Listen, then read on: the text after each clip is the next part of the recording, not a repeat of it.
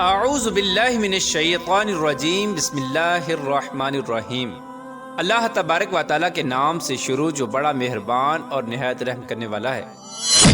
پیارے دوستو، جب اللہ تبارک و تعالیٰ نے حضرت آدم علیہ السلام کو اپنے دست قدرت سے تخلیق فرمایا اور حضرت آدم علیہ السلام کو تخلیق فرمانے کے بعد جنت میں داخل فرما دیا، اور ادھر شیطان مردود جس نے حضرت آدم علیہ السلام کو تکبر کی وجہ سے سجدہ نہ کیا، اس کو اللہ تبارک و تعالیٰ نے ہمیشہ ہمیشہ کے لیے اپنی بارگاہ سے مردود قرار دے دیا۔ پیارے دوستو، آج کی اس ویڈیو میں ہم آپ کو بتائیں گے کہ حضرت آدم علیہ السلام کی پسلی سے اللہ تبارک و تعالیٰ نے عورت کو کس طرح پیدا کیا، اور اماں حوا رضی اللہ تعالی عنہ کی پیدائش کس طرح ہوئی، اور حضرت آدم علیہ السلام اور اماں حوا رضی اللہ تعالی عنہ کی شادی کیسے ہوئی، اور اللہ تبارک و تعالیٰ نے حضرت آدم علیہ السلام کی شادی کا حق مہر کون سا رکھا، اور ادھر شیطان نے عورت کے ذریعے حضرت آدم علیہ السلام سے اپنی دشمنی کا بدلہ کس طرح لیا، اور حضرت آدم علیہ السلام کو کس طرح جنت سے زمین پر اتارا گیا، اور حضرت آدم علیہ السلام اور اماں حوا رضی اللہ تعالی عنہ جنت میں کتنی دیر تک رہے، اور جب حضرت آدم علیہ السلام زمین پر تشریف لائے تو اپنے ساتھ کون کون سی چیزیں لے کر آئے۔ پیارے دوستو، ان تمام تر سوالات کے جوابات قرآن و حدیث کی روشنی میں آج کی اس ویڈیو میں ہم آپ کو بتائیں گے، لہٰذا آپ سے گزارش ہے کہ ہماری اس ویڈیو کو اینڈ تک ضرور دیکھیے گا۔ پیارے دوستو، تخلیق آدم کے بعد جب حضرت آدم علیہ السلام جنت کے اندر تشریف لائے تو جنت میں اللہ تبارک و تعالیٰ کی تمام تر نعمتیں اور آسائشیں موجود تھی، لیکن اس کے باوجود بھی حضرت آدم علیہ السلام جنت کے اندر تنہائی محسوس کرنے لگے اور اداس رہنے لگے۔ تو اللہ تبارک و تعالیٰ نے حضرت آدم علیہ السلام کی اداسی اور تنہائی کو دور کرنے کے لیے حضرت اماں حوا رضی اللہ تعالی عنہ کو پیدا کیا۔ حضرت ابن عباس رضی اللہ تعالی عنہ روایت کرتے ہیں کہ حضرت آدم علیہ السلام ایک دن جنت میں سو رہے تھے کہ اللہ تبارک و تعالیٰ نے ان کی چھوٹی پسلی سے حضرت حوا رضی اللہ تعالی عنہ کو پیدا فرما دیا۔ جب حضرت آدم علیہ السلام نیند سے بیدار ہوئے تو حضرت آدم علیہ السلام نے اپنے پاس ایک عورت کو پایا جو کہ ان سے ملتی جلتی مخلوق تھی۔ پیارے دوستو، روایات میں آتا ہے کہ جب حضرت آدم علیہ السلام نے اپنے جیسی خوبصورت مخلوق کو اپنے پاس لیٹا ہوا دیکھا تو ان کی طرف اپنا ہاتھ مبارک بڑھانے کا ارادہ فرمایا، تو اس وقت فرشتوں نے عرض کیا کہ ٹھہر جائیے، پہلے آپ ان کا حق مہر ادا کریں۔ تو حضرت آدم علیہ السلام نے فرشتوں سے پوچھا کہ ان کا حق مہر کیا ہے، تو فرشتوں نے عرض کیا کہ ان کا حق مہر یہ ہے کہ آپ ہمارے آقا حضرت محمد مصطفیٰ صلی اللہ تعالی علیہ وآلہ وسلم پر 10 مرتبہ درود پاک پڑھیں۔ چنانچہ حضرت آدم علیہ السلام جب جنت میں داخل ہوئے تھے تو آپ نے پہلے ہی جنت کے مختلف مقامات پر جگہ جگہ پر حضرت محمد مصطفیٰ صلی اللہ تعالی علیہ وآلہ وسلم کا اسم گرامی لکھا ہوا دیکھا تھا، کیونکہ حضرت محمد مصطفیٰ صلی اللہ تعالی علیہ وآلہ وسلم اللہ تبارک و تعالیٰ کے محبوب ہیں، اور اللہ تبارک و تعالیٰ نے اپنے محبوب کے نام سے جنت کو مزین فرمایا تھا۔ چنانچہ حضرت آدم علیہ السلام نے آپ صلی اللہ تعالی علیہ وآلہ وسلم کی ذات اقدس پر درود پاک پڑھا، اور اس طرح حضرت آدم علیہ السلام اور اماں حوا رضی اللہ تعالی عنہ کا نکاح ہوا۔ پیارے دوستو، روایات میں آتا ہے کہ حضرت آدم علیہ السلام اور اماں حوا رضی اللہ تعالی عنہ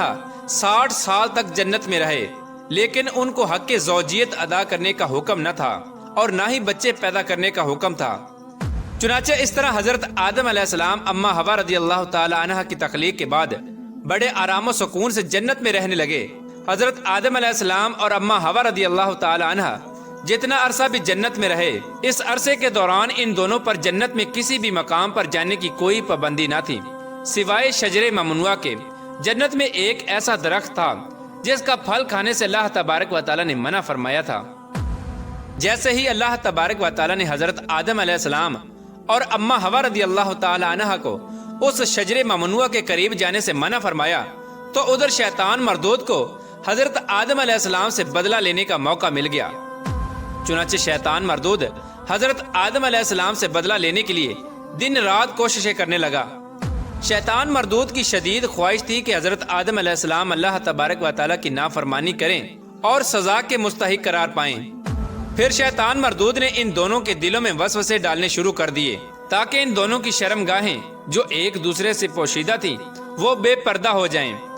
پیارے دوستو، روایات میں آتا ہے کہ حضرت آدم علیہ السلام اور اماں حوا رضی اللہ تعالی عنہ کا لباس جنتی لباس تھا، اور ان دونوں کے سروں پر تاج بھی تھا، اور ایک دوسری روایت کے مطابق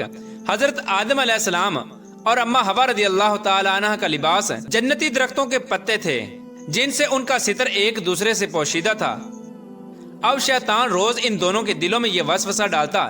کہ وہ شجر ممنوعہ کے پاس جائیں اور جس پھل سے اللہ تبارک و تعالیٰ نے ان دونوں کو منع کیا ہے وہ پھل کھائیں۔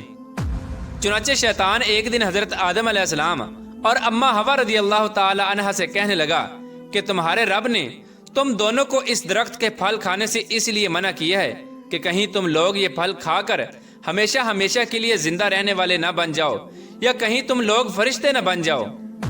چنانچہ شیطان کی یہ شیطانی باتیں سن کر حضرت حوا رضی اللہ تعالی عنہ سوچنے پر مجبور ہو گئیں کہ آخر کار اللہ تبارک و تعالیٰ نے ہمیں اس پھل کھانے سے منع کیوں فرمایا، جبکہ جنت میں اور کسی بھی مقام پر جانے سے یا کوئی بھی چیز کھانے سے منع نہیں کیا گیا۔ شیطان مسلسل حضرت اما حوا رضی اللہ تعالی عنہ پر وار کرتا رہا اور پھر آخر کار شیطان مردود کی کوششیں رنگ لے آئیں۔ شیطان مردود نے حضرت حوا رضی اللہ تعالی عنہ کو پھل کھانے پر راضی کر لیا۔ ایک دن حضرت حوا رضی اللہ تعالی عنہ نے حضرت آدم علیہ السلام سے کہا کہ ہم اس شجر ممنوعہ کا ذرا سا حصہ کھا کر تو دیکھیں کہ آخر کار اس میں کون سا راز چھپا ہے جس کی وجہ سے اللہ تبارک و تعالیٰ نے اس درخت کا پھل کھانے سے منع فرمایا ہے۔ شروع میں تو حضرت آدم علیہ السلام نے مکمل طور پر حضرت حوا رضی اللہ تعالی عنہ کو اس درخت کا پھل کھانے سے منع فرما دیا، لیکن پھر حضرت حوا رضی اللہ تعالی عنہ کے مسلسل اصرار پر حضرت آدم علیہ السلام بھی اس پھل کو کھانے پر راضی ہو گئے۔ آخر کار حضرت آدم علیہ السلام اور حضرت حوا رضی اللہ تعالی عنہ اس شجر ممنوعہ کا پھل کھانے لگے۔ ان دونوں نے ابھی پوری طرح اس پھل کو چکھا بھی نہ تھا کہ ان دونوں کی شرمگاہیں ایک دوسرے پر ظاہر ہو گئیں۔ اس وقت حضرت آدم علیہ السلام اور حضرت حوا رضی اللہ تعالی عنہ بہت پریشان ہوئے اور اپنی شرمگاہوں کو چھپانے کے لیے جنت کے پتوں کا استعمال کرنے لگے تاکہ جنت کے پتوں کے ذریعے وہ اپنی شرمگاہوں کو چھپا سکیں۔ جیسے ہی ان دونوں نے اس شجر ممنوعہ کا پھل چکھا تو اللہ تبارک و تعالیٰ نے ارشاد فرمایا، کیا میں نے تم کو منع نہیں کیا تھا کہ اس درخت کا پھل نہ کھانا اور شیطان کے ورگلانے میں نہ آنا؟ یہ تمہارا کھلا دشمن ہے۔ اس وقت جب حضرت آدم علیہ السلام اور حضرت حوا رضی اللہ تعالی عنہ نے اللہ تبارک و تعالیٰ کا یہ پیغام سنا تو خوف الہی کی وجہ سے کانپنے لگے۔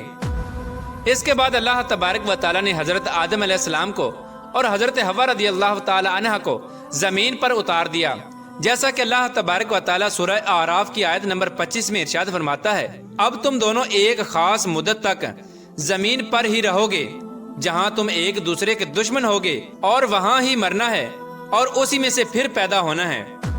پیارے دوستو، روایات میں آتا ہے کہ حضرت آدم علیہ السلام کو ہند میں اتارا گیا جبکہ حضرت حوا رضی اللہ تعالی عنہ کو جدہ میں اتارا گیا۔ جیسے ہی یہ دونوں زمین پر تشریف لائے تو ایک دوسرے کو ڈھونڈنے لگے لیکن ایک دوسرے کو تلاش نہ کر پائے۔ روایات میں آتا ہے کہ جب حضرت آدم علیہ السلام جنت سے زمین پر تشریف لائے تو آپ کے پاس حجر اسود اور جنت کے پتے بھی تھے جن کو انہوں نے زمین پر پھیلا دیا۔ حضرت ابن عباس رضی اللہ تعالی عنہ سے مروی ہے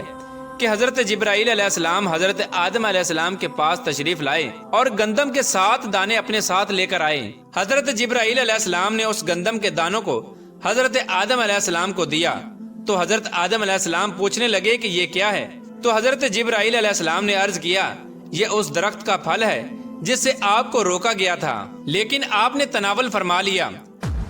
تو اس وقت حضرت آدم علیہ السلام نے فرمایا کہ اب میں اس کا کیا کروں؟ تو حضرت جبرائیل علیہ السلام نے عرض کی کہ ان دانوں کو زمین میں بو دیجئے۔ حضرت علامہ ابن کثیر لکھتے ہیں کہ حضرت آدم علیہ السلام سے جو خطا ہوئی تو حضرت آدم علیہ السلام اس خطا کی معافی کے لیے اللہ تبارک و تعالیٰ کی بارگاہ میں ایک کثیر عرصے تک روتے رہے اور اللہ تبارک و تعالیٰ سے اپنی خطا کی معافی مانگتے رہے۔ چنانچہ ایک دن اللہ تبارک و تعالیٰ کو حضرت آدم علیہ السلام کی گریہ زاری پر رحم آیا تو اللہ تبارک و تعالیٰ نے حضرت جبرائیل علیہ السلام کو حضرت آدم علیہ السلام کی طرف بھیجا کہ جاؤ اور حضرت آدم علیہ السلام کو معافی کی خوشخبری سناؤ۔ جب حضرت جبرائیل علیہ السلام نے آ کر حضرت آدم علیہ السلام کو اللہ تبارک و تعالیٰ کا یہ پیغام پہنچایا کہ اللہ تبارک و تعالیٰ نے آپ کی خطا کو معاف فرما دیا ہے